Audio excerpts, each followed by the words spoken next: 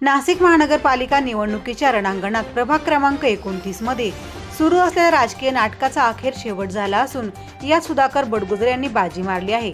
आमदार सीमा हिरे यांनी गिरीश महाजन यांचे निकटवर्यीय समजल्या जाणाऱ्या मुकेश शाहणे यांना जबरदस्त धक्का बसला आहे। निवडणूक निर्णय अधिकाऱ्यांनी छाननी अंती दीपक सुधाकर बडगुजर यांचा भाजपचा एबी फॉर्म वैध ठरला आहे। या निर्णयामुळे हिरे गटात सन्नाटा पसरला असून बडगुजर समर्थकांनी जल्लोष सुरू केला आहे। प्रभाग क्रमांक 29 मध्ये उमेदवारीसाठी मोठी चुरस निर्माण झाली होती। आमदार सीमा हिरे यांनी आपले प्रतिष्ठ पणाला लावून मुकेश शाहणे यांना एबी फॉर्म मिळवून दिला होता।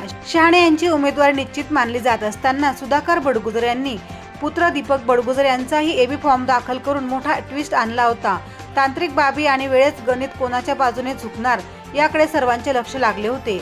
अखेर छाननी प्रक्रियेत दीपक बडगुजर यांचा अर्ज आणि एबी फॉर्म वैध ठरल्याने मुकेश शाहणे यांची पक्षाची उमेदवारी धोक्यात ठरली आहे। सुधाकर बडगुजर यांच्या राजकीय चालीपुढे आमदार सीमा हिरे यांचा गट पूर्णपणे कोलमडल्याचे चित्र आहे।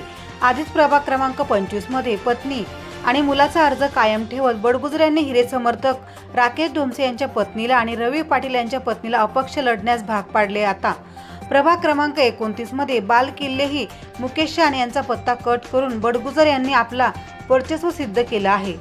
सिडको विभागीय कार्यालयात सकाळपासूनच दोन्ही गटांचे समर्थक आमने सामने आल्याने तणावाचे वातावरण होते। पोलिसांनी मोठा बंदोबस्त ठेवला होता।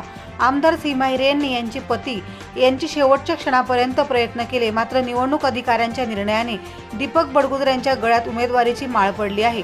आता नाराज झालेले हिरे समर्थक बंडांचे निशाण फडकवणार की माघार घेणार याकडे सर्वांचे लक्ष लागले आहे। प्रतिनिधी राजेंद्र सूर्यवंशी यांच्या रिपोर्टनुसार।